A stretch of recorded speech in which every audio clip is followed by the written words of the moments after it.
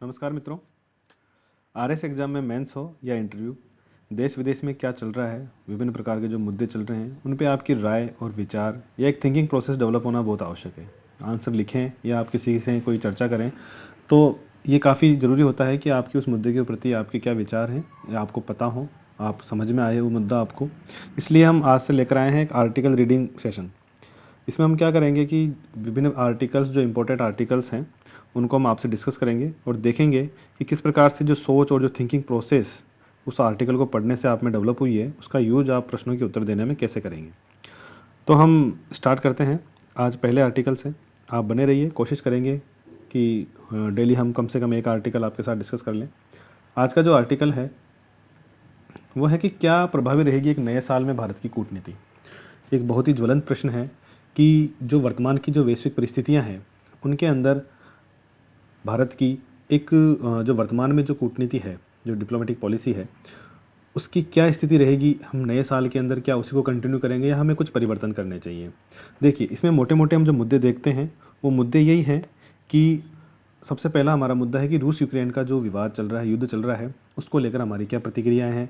तो देखिए, आप जानते हैं कि भारत इसमें तटस्थ नीति पर कायम रहा है।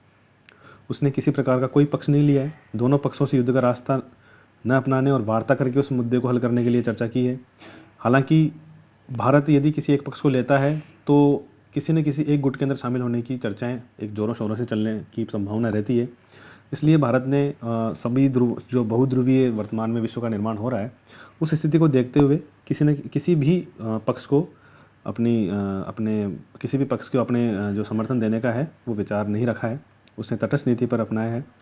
दूसरा, हम देखते हैं कि वर्तमान में जब रूस यूक्रेन की जो स्थितियां चल रही है, उसी बीच में हमें G20 और जो SCO है, आपका जो संघाई सहयोग संगठन है, उसकी अध्यक्षता करने का अवसर भी हमें मिला है। तो ये बहुत अच्छी बात है कि हमें एक अच्छा एक प्लेटफॉर्म मिला है कि विदेश के जो अन्य जो जितने भी देश हैं उन सभी को उनकी जो इतने बड़े संगठन हैं उनके लिए अध्यक्षता करने का, और हम उस क्रम के अंदर हम देखते हैं कि भारत की भूमिकाएं निर्धारित होगी एक अलग तरीके से जो विश्व कूटनीति है उसके अंदर। इसके अलावा हम देखते हैं कि हम जब रूस यूक्रेन का विवाद चल रहा है तो सभी देशों ने रूस से जो आयात निर्यात है उसके ऊपर प्रतिबंध लगने के लिए जो उनके मित्र देश हैं उनको कहा है। लेकिन भारत तो भी जो रूस है उससे जो है अपना सस्ता जो तेल वहाँ से मिलता है, जो सस्ती सामग्री मिल रही है, उसको वो लेने से बिल्कुल भी हिचकिचा नहीं रहा है भारत। कारण इसका पीछे ये है कि भारत बिल्कुल नहीं चाहता है कि उसके किसी भी प्रभाव से वैश्विक जो कूटनीति, जो वैश्विक जो वर्तमान में प्रभाव हो रहे हैं युद्ध के, वो उसकी अर्थव्यवस्था पर पड़े। यदि वो महंगा तेल खरीदेगा अन्य देशों से तो उसका सीधा प्रभाव अर्थव्यवस्था पर आएगा। तो भारत ये चाहता है कि हमारा जो ये जो जितने भी युद्ध वगैरह जो चल रहे हैं, रूस यूक्रेन चल रहा है या अन्य विवाद चल रहे हैं, उन सब में वार्ता से मुद्दे हल किए जाएं। हमें किसी और भारत चाहता भी नहीं कि किसी का पक्ष ले, क्योंकि पक्ष लेने से उसे किसी न किसी एक गुट का उसे स्वीकार करना पड़ेगा और उससे फिर दूसरे कई नुकसान उसके सामने पैदा हो जाएंगे, आलोचनाएं तक उसको झेलनी पड़ेगी। हालांकि रूस से सस्ता ऑयल खरीदने के चक्कर में उसे जो यूएसए और यूरोपियन कंट्रीज़ हैं उनसे उसको आलोचना झेलनी पड़ी है कि आप क्यों खरीद रहे हैं इसमें। तो इसलिए भारत को थोड़ी चुनौती झेलनी पड़ी है। हालांकि इन सब चीज़ों को देखते हुए भारत एक सबसे बड़ी चीज़ जो हम देखते हैं कि पिछले साल तक भारत एक बैलेंस कायम करने में सफल रहा है। उसमें ये देखते हैं हम कि रूस भारत का एक पुराना मित्र रहा है और अब अमेरिका और यूरोपीय देश के साथ उसे मजबूत संबंध बनाए हैं, तो ना तो उनको ख़राब कर सकता है, ना रूस के पुराने मित्र पुराने यार हैं तो उसको भी वो छोड़ नहीं सकता। इसलिए भारत ने बिल्कुल बहुत अच्छी, अब तक सफल भी रहा है इस चीज़ में कि उसने संतुलन बना के चलाया वो। तो वर्तमान में हम ये देखते हैं कि किसी प्रकार के संबंध हो, व्यापारिक हो या रणनीतिक हो या सामरिक, भारत ने सभी जो स्तर हैं, सभी जो पक्ष हैं, उन पर बैलेंस बनाने का काम किया है। अब ये तो बात हो गई अपने जो रूस और अदर जो यूएसए और यूरोपियन कंट्रीज हैं उनके साथ में हमारे कैसे रिलेशंस वर्तमान में हैं और हमें भविष्य में क्या रखना है। चाइना की बात करें तो चाइना का एक मुद्दा रहता ही है हमेशा कि वो सीमा पर कुछ ना कुछ विवाद छिड़ता रहता है और इससे वो एक भारत जैसी एक नक्षत्र को उभरते हुए देखना नहीं चाहता, ये भी हम जानते हैं। और चाहता है कि देश का ध्यान इस चीज़ पे बटा रहे, अन्य देशों का ध्यान भी अन्य मुद्दों, अर्थव्यवस्था की तरफ, चीन की अन्य जो फेलियर्स हैं या जो अच्छी चीज़ें हैं उन पर उनका फेलियर्स पे ज़्यादा ध्यान नहीं जाए, अच्छी चीज़ें तो सामने आई जाती है। तो भारत के पड़ोसी देशों के संबंध हितों पर चोट पाने से बाज आ नहीं रहा है। ये हम देखते हैं कि भारत को सीमाई क्षेत्रों में उलझाए रखना उसकी कूटनीति का हिस्सा है। ये इंपॉर्टेंट बात है। चाइना की जब भी आप पढ़ें तो चाइना में चीज़ देखिए कि वो भारत को हमेशा सीमा के विवादों में उलझाए रखना चाहता है।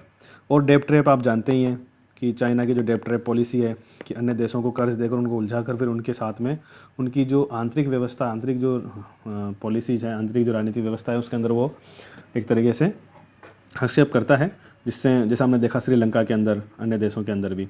तो हम यार ये नए साल के अंदर हम ये चाहेंगे कि हमें चीन को एक तो कूटनीतिक स्तर पर नियंत्रित रख पाना एक बड़ा चुनौती बना हुआ है, कि हमें चीन को एक कूटनीतिक स्तर पर, जैसे वो अभी भी हाल ही हमारे जो डोकलाम सीमा है या अन्य जो वहाँ पर किस भारतीय सेना पर इनकी हाथापाई वगैरह ऐसी चीज़ें हुई है, सामने आई है, तो कूटनीतिक स्तर पर नियंत्रित रखना हमें एक चुनौती रहेगी।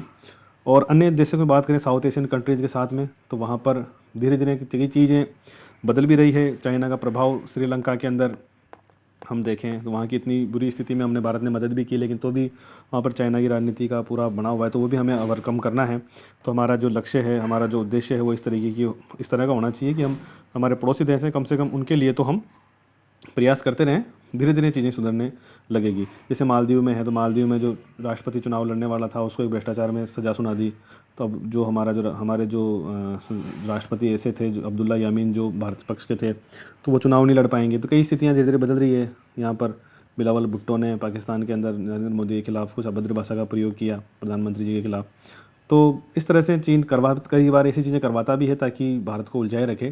तो हमारा देखिए इस आर्टिकल के अंदर एक 3-4 चीज़ें हमें सीखने को मिलती है। कई बार प्रश्न पूछ लेता है कि भारतीय कूटनीति जो पिछले सालों से अब तक चलती आई है, क्या आगे भी वो चल पाएगी या नहीं चल पाएगी, या उसको क्या परिवर्तन करने चाहिए। तो हम इसे इस तरह से कह सकते हैं कि कि इसके अंदर की देखो वर्तमान की परिस्थितियाँ, हमारी परिस्थितियाँ बता सकते हैं कि हमारी परिस्थितियाँ एक तो रूस यूक्रेन की हो गई, और रूस यूक्रेन के अलावा हमारी जो परिस्थितियां हैं, हम जो वर्तमान में हमें मिल रहा है अपॉर्चुनिटीज़, और हम किस तरह से विवाद को संतुलन में कायम करने में रहे हैं। तो संतुलन बनाकर हम उस जो विवाद है उसमें पढ़ना नहीं चाहे, पढ़े भी नहीं, तो उस चीज़ को संतुलन करने का जो तरीका हमने अपनाया है वो भी हमारे लिए सही है।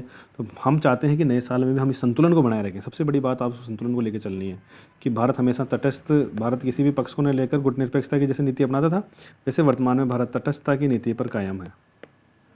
ये चीज़ हमें ध्यान रखनी है। बाकी जो अन्य हमारे पड़ोसी देश हैं उनकी हम सहायता करते रहेंगे, धीरे धीरे चीज़ें सुधरेगी। तो इस तरह से हम भारत की जो कूटनीति जो हमारी रहेगी नए साल के अंदर, इस साल के अंदर, तो इसके अंदर हम ये देख सकते हैं कि विदेशी की जो अन्य देश हैं उनके साथ में हमारे किस प्रकार के व्यापारिक संबंधों को बढ़ाने के लिए मित्रता के संबंध बढ़ाए जाएँ। ठीक है, तो इस तरीके से हम इस जो क्वेश्चन है, इस प्रकार के क्वेश्चन है, उनके अंदर जो हमने फैक्ट्स सीखे हैं आज, ये देखे हैं, इनको हम यूज कर सकते हैं। तो थैंक्स दोस्तों। फिर बाकी और मैं कोशिश करूंगा कि जैसे समय मिलेगा मैं अन्य जो आर्टिकल्स हैं, ये दैनिक नवज्योति का आर्टिकल है, वैसे कोशिश करूंगा जहाँ से अच्छे आर्टिकल मिल जाएंगे हिंदी मीडियम के या इंग्लिश मीडियम के जैसे भी हैं, मैं कोशिश करूंगा उनको आपके लिए लेके आऊँ। आप इसको पढ़ भी सकते हैं, मैं ग्रुप पे शेयर कर दूंगा टेलीग्राम पे। कोशिश कीजिएगा कि ऐसे मुद्दों पर आप ध्यान रखें। धन्यवाद।